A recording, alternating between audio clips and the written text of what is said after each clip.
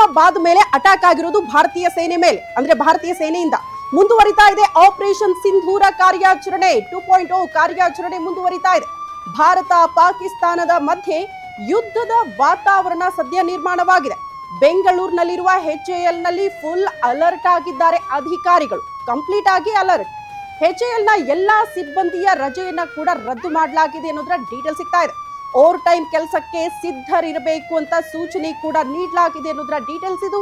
ಯುದ್ಧ ವಿಮಾನಗಳ ನಿರ್ವಹಣೆ ಕಾರಣ ಕಡ್ಡಾಯವಾಗಿ ಹಾಜರಿರಬೇಕು ಅಂತ ಅಲ್ಲಿನ ಸಿಬ್ಬಂದಿಗೆ ಸೂಚನೆ ಕೊಟ್ಟಿದ್ದಾರೆ. HAL ನ ಸಿಬ್ಬಂದಿ ತಂತ್ರಜ್ಞರಿಗೆ ಸೂಚನೆ ನೀಡಿದ್ದಾರೆ ಹಿರಿಯ ಅಧಿಕಾರಿಗಳು. ತುರ್ತು ಪರಿಸ್ಥಿತಿ ಎದುರಿಸುವುದಕ್ಕೆ ನೀವು ಸರ್ವಸನ್ನದ್ಧವಾಗಿರಬೇಕು ಅನ್ನುವಂಥ ನಿರ್ದೇಶನ. ಹಾಗಾಗಿ ಎಲ್ಲ ರಜೆ ಕ್ಯಾನ್ಸಲ್, ನಿರಂತರವಾಗಿ ಕೆಲಸ ಮಾಡೋದಕ್ಕೆ ಆರ್ಡರ್ ಹೋಗಿದೆ.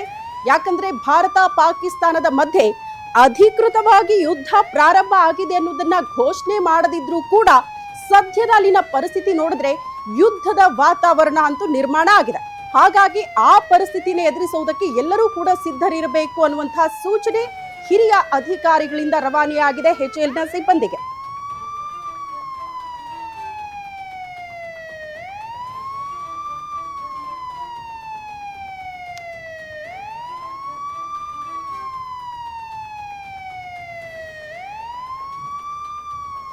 ಯುದ್ಧದ ಸನ್ನಿವೇಶ ಗಡಿಯಲ್ಲಿ ಆರಂಭದಲ್ಲೇ ಹೇಳ್ದಂಗೆ ಅಧಿಕೃತವಾಗಿ ಘೋಷಣೆ ಆಗದಿದ್ರೂ ಕೂಡ ಯುದ್ಧದ ಸನ್ನಿವೇಶ, ಯುದ್ಧದ ಪರಿಸ್ಥಿತಿಯನ್ನ ಭಾರತ ಮತ್ತು ಪಾಕಿಸ್ತಾನ ಅಂತೂ ಎದುರಿಸ್ತಾ ಇದೆ ಸದ್ಯದ ಮಟ್ಟಿಗೆ.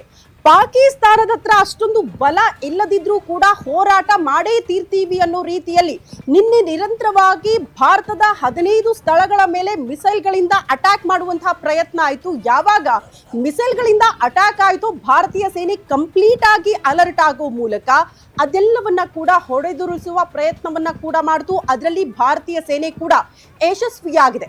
ಯಾವಾಗ ಪರಿಸ್ಥಿತಿ ಕೈ ಮೀರಿ ಹೋಗ್ತಾ ಇದೆ ಅನ್ನೋದು ಪಾಕಿಸ್ತಾನದ ಪ್ರಧಾನಿಗೂ ಅಲ್ಲಿನ ಸೇನಾ ಮುಖ್ಯಸ್ಥರಿಗೂ ಅರ್ಥ ಆಯ್ತು. ಅಲ್ಲಿಂದ ಕಾಲ್ ಕಿತ್ತಿದ್ದಾರೆ, ನಾಪತ್ತೆಯಾಗಿದ್ದಾರೆ. ಅಲ್ಲಿಗೆ ಒಬ್ಬ ದೇಶದ ನಾಯಕ ನಾಪತ್ತೆ ಆಗ್ತಾನೆ ಅಂದ್ರೆ ದೇಶದ ನಾಗರಿಕರ ಪರಿಸ್ಥಿತಿ ಏನು?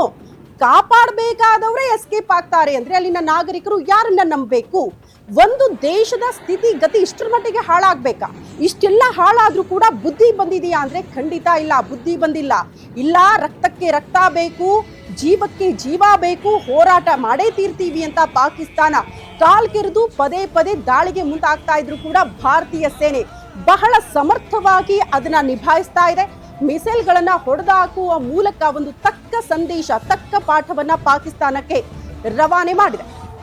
ಪ್ರಮುಖವಾಗಿ ಪಾಕಿಸ್ತಾನದಲ್ಲೂ ಕೂಡ ನಾವು ಗಮನಿಸಬೇಕು, ಅಲ್ಲಿನ ಸೇನಾ ಸಿಬ್ಬಂದಿಗೆ ಫ್ರೀ ಹ್ಯಾಂಡ್ ನೀಡಲಾಗಿದೆ ಅಂತೆ.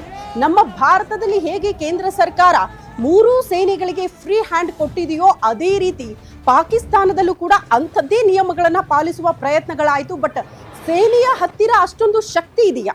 ಕಂಪೇರ್ ಮಾಡಿದ್ರೆ ಭಾರತೀಯ ಸೇನೆ ಮತ್ತು ಪಾಕಿಸ್ತಾನ ಸೇನೆಯನ್ನ ನೀವು ಕಂಪೇರ್ ಮಾಡಿದ್ರೆ ಅಷ್ಟೊಂದು ಬಲ ಇಲ್ಲ ಅನ್ನೋದು ಪ್ರತಿಯೊಬ್ಬರಿಗೂ ಕೂಡ ಗೊತ್ತು. ಯಾವ ದೇಶದ ಸಪೋರ್ಟ್ ಇದೆ? ಜಸ್ಟ್ ಚೀನಾ ಹೇಳಿರೋದು ಸಪೋರ್ಟ್ ಮಾಡ್ತೀವಿ, ಯುದ್ಧದ ಪರಿಸ್ಥಿತಿ ಬೇಡ ಅಂತ ಮಾತ್ರ ಹೇಳಿರೋದು.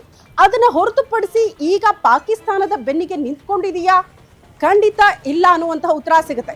ಅದರ ಜೊತೆಗೆ ಭಾರತದ ಬಲಾಬಲ ನೀವು ಗಮನಿಸಿದ್ರೆ ವಿಶ್ವದ ಅಥವಾ ಕಂಪ್ಲೀಟ್ ಆಗಿ ಭಾರತದ ಆರ್ಥಿಕತೆಯ ವಿಚಾರಕ್ಕೆ ಬಂದಾಗ ವಿಶ್ವದ 3ನೇ ದೇಶವಾಗಿ, ಬಲಿಷ್ಠ ದೇಶವಾಗಿ ನಿಂತ್ಕೊಳ್ಳುತ್ತೆ ಆರ್ಥಿಕತೆಯ ವಿಚಾರದಲ್ಲಿ.